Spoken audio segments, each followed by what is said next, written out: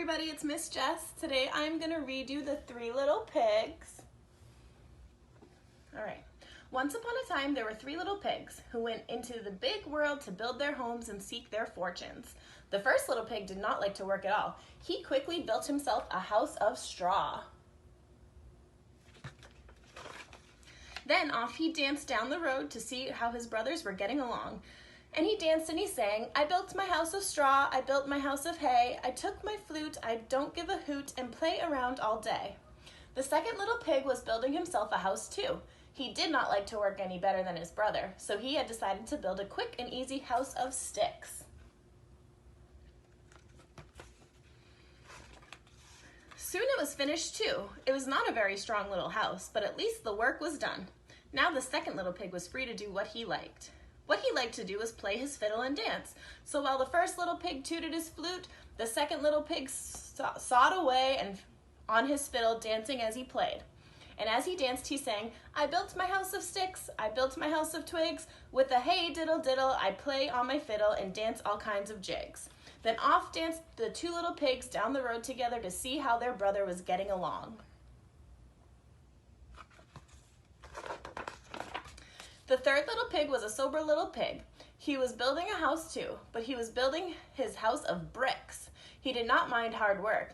He wanted a stout little, strong little house, for he knew that in the woods nearby there lived a big bad wolf who liked nothing better than to catch little pigs and eat them up. So slap, slosh, slap, away he worked, laying bricks and smoothing mortar between them.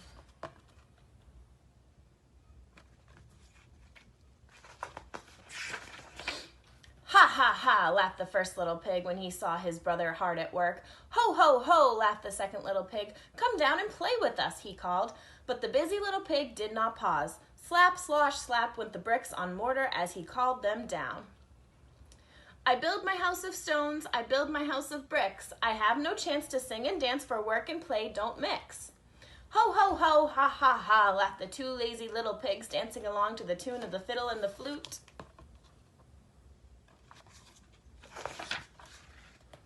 "You can laugh and dance and sing," their busy brother called after them, "but I'll be safe and you'll be sorry when the wolf comes to the door."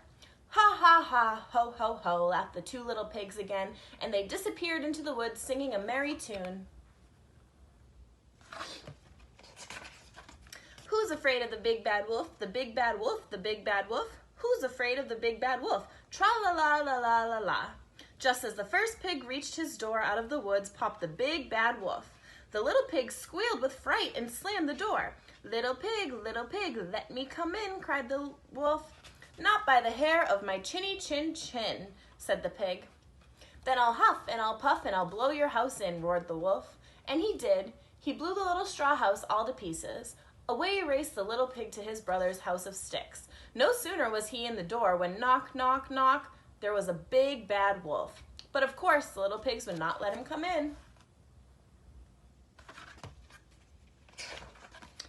"I'll fool those little pigs," chuckled the big bad wolf to himself.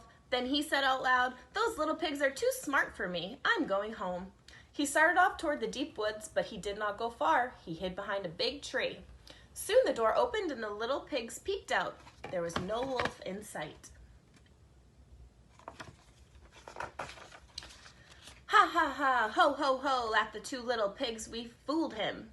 Then they danced around the room singing, "Who's afraid of the big bad wolf? The big bad wolf, the big bad wolf. Who's afraid of the big bad wolf? Tra-la-la-la-la-la-la."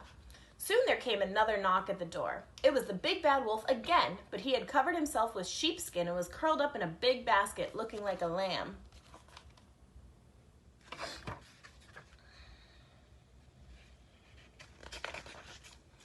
"Who's there?" called the second little pig. "I'm a poor little sheep with no place to sleep. Please open the door and let me in," said the big bad wolf in a sweet little voice.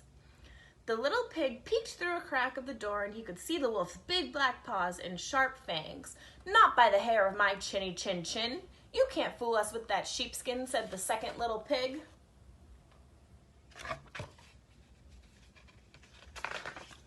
"Then I'll huff and I'll puff and I'll blow your house in," cried the angry old wolf. So he huffed and he puffed and he puffed and he huffed, and he blew the little twig house all to pieces. Away raced the two little pigs straight to the third little pig's house of bricks. "Don't worry," said the third little pig to his two frightened little brothers. "You are safe here." Soon they were all singing gaily. This made the big bad wolf perfectly furious. "Now, by the hair of my chinny chin chin," he roared, "I'll huff and I'll puff and I'll blow your house in." So the big bad wolf huffed and he puffed and he puffed and he huffed, but he could not blow down the little house of bricks. How could he get in? At last he thought of the chimney. So up he climbed quietly, then with a snarl down he jumped right into a kettle of boiling water.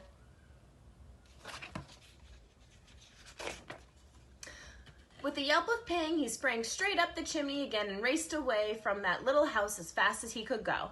The three little pigs spent their time in the strong little brick house singing and dancing merrily, and the big bad wolf never came back again. The end. That book is one of my favorite books, and thank you everybody for listening. I'll see you soon. Bye.